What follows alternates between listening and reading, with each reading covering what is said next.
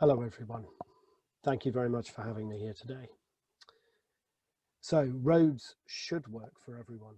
I really truly believe that.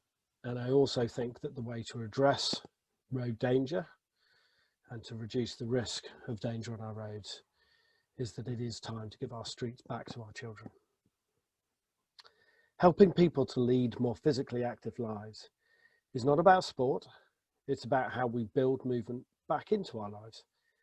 Walking 10,000 steps a day is hard to achieve if the environment you have around you isn't designed to help you. The average Briton only manages 3,000 to 4,000.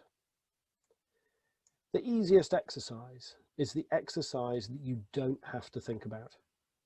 The pandemic has been a global tragedy, but it has also shown us what might be possible. Overnight, global traffic was almost entirely turned off. By hitting the pause button for a few months, we got our streets back, and in doing so, we got to experience a different way of using our public space. We quickly realized, or remembered, that exercise was something we could do right outside our doors, and that when the environment isn't intimidating, many people, regardless of age or ability, could walk and use bicycles for day-to-day errands. What was the best indication of this change? Well, in my view, seeing children out on their streets, walking, scooting, cycling. This last winter lockdown has seen a terrible return to a sedentary life for too many children. This, along with school closures and the severance of friendships, has led to a mental health crisis for far too many young people. We have compounded this with the car-led transport recovery. Busy roads and inconsiderate, sometimes dangerous driving keep children indoors and parents terrified of letting younger children out on their own. Physical activity should make us happy. We know that the link between being physically active and good mental health is strong. If it makes us happy, we will want to do more of it. Being active is for the mind as much as for the body. It helps us all to cope better with the everyday stresses of life and gives us the energy to make the other changes in support of a healthy lifestyle. When the environment around us is intimidating and unwelcoming, it makes it very hard to enjoy being active.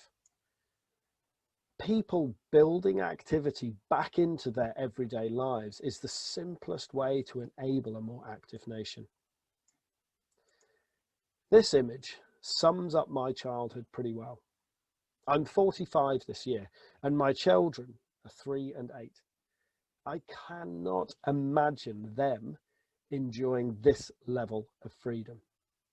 This piece of empty ground would most likely be full of cars today. In 1949, the same percentage of journeys in Britain were made by bike as the Dutch.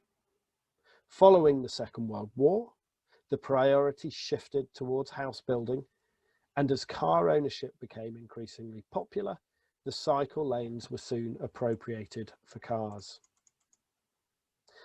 Now, don't get me wrong, private cars have been the most amazing, emancipating vehicles, enabling more people access to work and leisure opportunities that previous generations could only dream of. But our dependency on them has gone too far, and we need to reduce their hold over our lives. With 23% of all trips under a mile still made by car, rising to 33% for 1 to 2 mile trips and 79% for 2 to 5 mile trips, It is clear that driving is a habit and is seen by too many as a right and not a privilege. That has to change.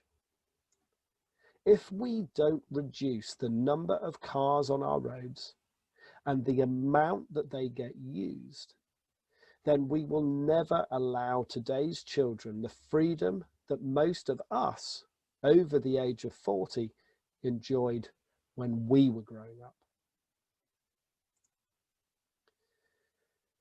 So, an ongoing conversation that many of you will have been part of over decades. Would copying the Dutch be the quickest way to give freedom back to our children? They have one of the most active populations in the world and significantly lower rates of obesity than the UK.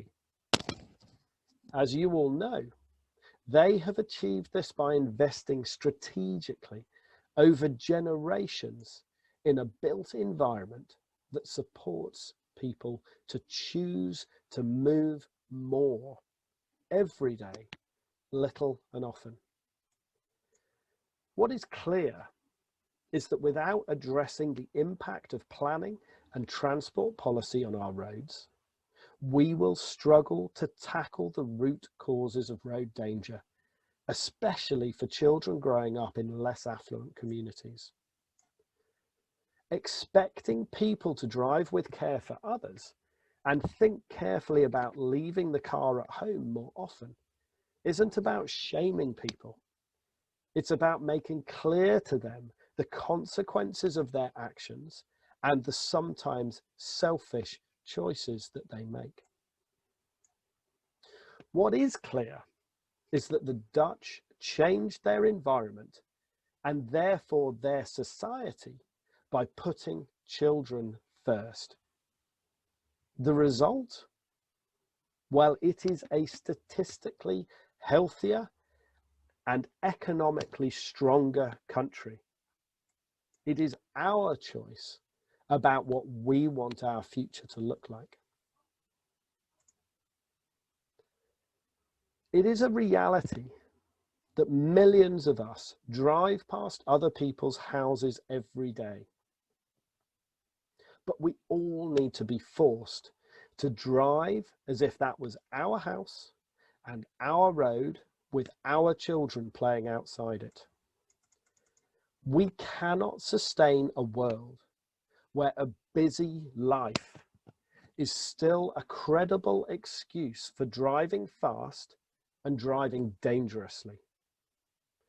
Cars should be guests on the majority of our local roads, with drivers expected to put others ahead of their own needs. Drive if you have to, until more of us are enabled to make different choices. But respect the fact that the people living on that street you drive on demand that you slow down and drive as if their lives quite literally depended on your patience and attention. Thank you very much.